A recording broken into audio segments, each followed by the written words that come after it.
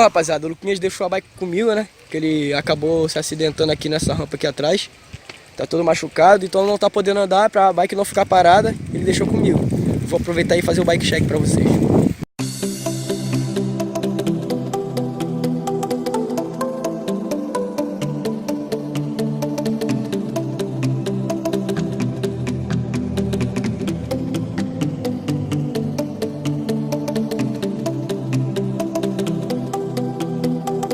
Então, rapaziada, começando com a frente aqui, vou falar da suspensão. Essa suspensão já foi minha, é uma Storm 180 mm, o retorno hidráulico. O quadro é um Calf Mitu, né? Eu acho que é assim que se fala, né? Tá pintado ele. O guidão é um Viper, né? É isso, é Viper. Manopla TSW,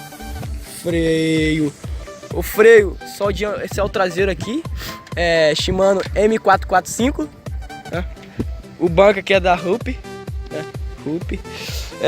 Canote aqui é da Zoom, braçadeira de canote aqui é o da Gills, né?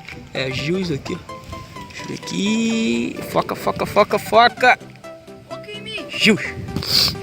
E pé de vela Octalink LX, o cubo é Mob do Grau, né?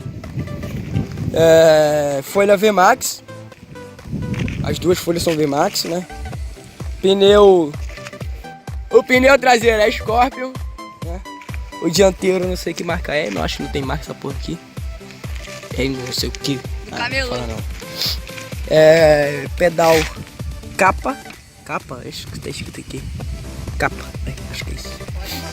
E é isso, rapaziada. Essa é a biquinha do Lucas aí, né? A mesa é Zoom aqui também, ó. Os passadores da Neco, caixa de direção da Neco.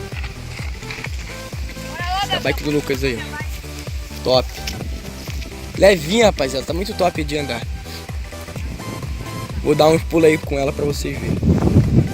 Vou mandar o Luiz dar uns pulos aí com ela pra vocês verem. E é isso aí. Vocês veem, ó.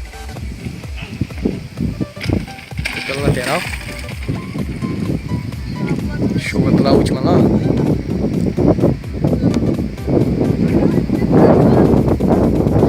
Como uma bike é diferente, né? O pulo sempre está diferente.